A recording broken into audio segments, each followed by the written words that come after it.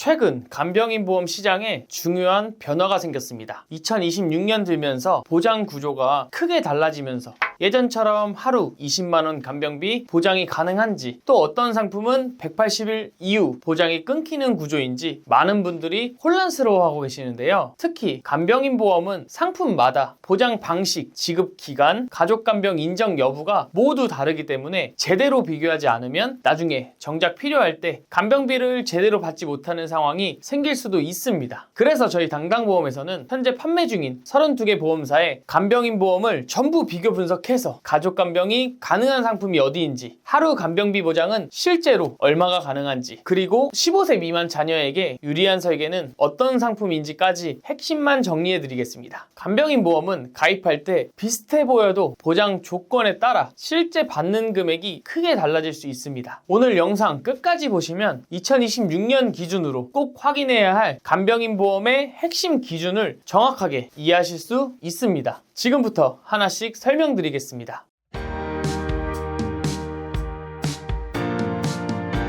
간병인 보험은 크게 두 가지입니다. 보험사가 간병인을 보내주는 지원일당, 그리고 내가 직접 구하고 돈을 청구하는 사용일당이죠. 지원일당은 인건비 상승 걱정이 없지만 정작 필요할 때 48시간 전에 신청해야 하고 사람이 안 오면 답답하죠. 반면 사용일당은 가족이 간병해도 보험금이 나옵니다. 게다가 비갱신형으로 가입하면 보험료 오를 걱정도 없죠. 그래서 오늘은 대세인 간병인 사용일당을 기준으로 A, B, C 세 회사를 비교해 보겠습니다. 세 개 회사를 한눈에 보기 좋게 정리해 봤는데요. 먼저 A부터 한번 보겠습니다. 먼저 요양병원을 제외한 일반 병원에서 간병인 사용 시 하루 15만원씩 입원일로부터 180일간 보장되고요. 요양병원은 6만원, 간호간병 통합서비스 이용 시 7만원을 보장합니다. B사, C사에서는 요양병원 제외 병원에서 간병인 사용 시 20만원을 지급하는 점과 비교하면 A사의 보장이 조금 적어 보이죠. 하지만 진짜 고수들은 이 한 가지 때문에 A사를 선택합니다. 대부분의 보험은 요양병원에 입원 후 180일이 지나면 보장이 멈춥니다. 다시 받으려면 6개월을 기다려야 하죠. 하지만 A사는 업계에서 유일하게 요양병원 181일 이상 특약이 있습니다. 만약 뇌졸중으로 한 달간 입원해서 간병인을 썼어요. 그로부터 181일이 지난 뒤 뇌졸중이 재발해서 재입원을 하게 됐습니다. 이때 보장기간 180일이 지났기 때문에 간병인을 쓰더라도 한 푼도 보장받지 못하거든요. 그래서 필요한 게 181일 이상도 보장하는 특약인 거죠. 장기 요양이 필요할 수도 있는 중장년층에게 180일 이후 보장 공백은 치명적일 수 있습니다. A사는 이 공백 없이 1년 내내 요양병원 6만원, 일반병원 15만원을 보장합니다. 여기에 상급 종합병원을 이용하면 5만원을 더 얹어줘서 결국 20만원을 맞춰줍니다. 장기전을 생각한다면 A사가 정답일 수 있습니다. 간병인 사용일당 외에 다른 A사의 담보들을 살펴볼 건데요. 먼저 기본계약은 상해 80% 후유장에 100만원, 여기에 납입 면제, 납입 지원 혜택이 있습니다. 그리고 여기에 꼭 필요한 특약인 비급여 암치료 시 치료비를 지원하는 하이클래스 암주요 치료비와 필수 연계 조건인 상해 질병 중환자실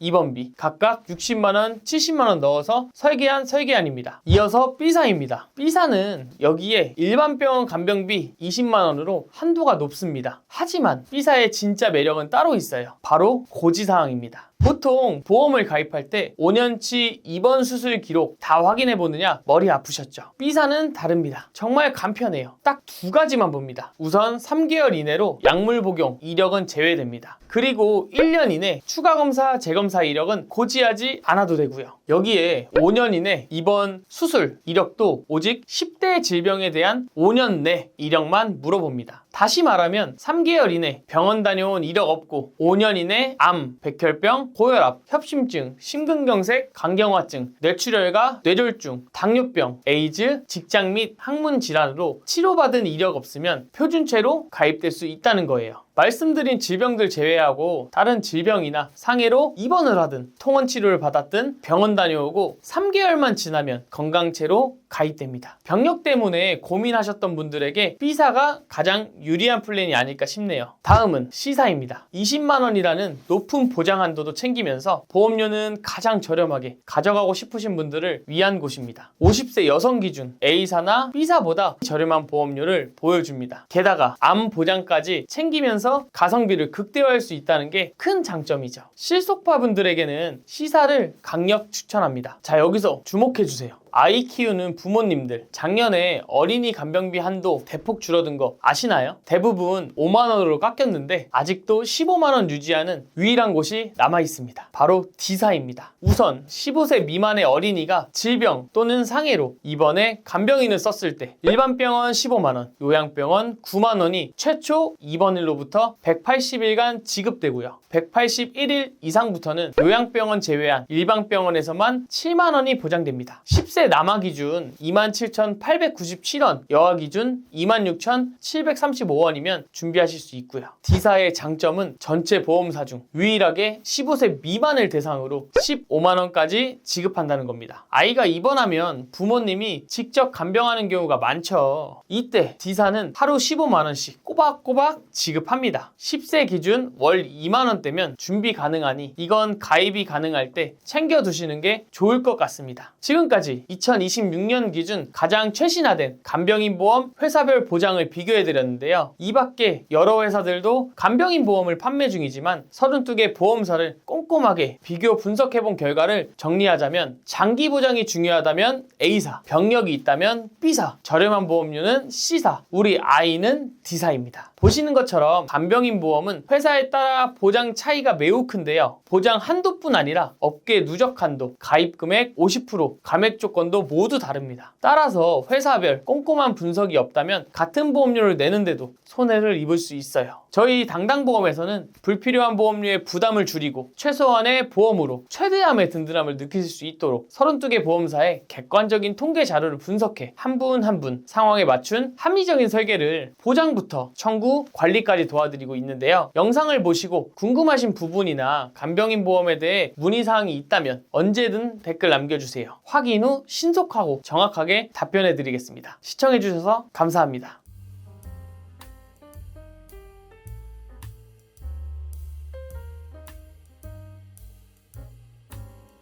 본 광고는 심의 기준을 준수하였으며 유효기간은 심의일로부터 1년입니다.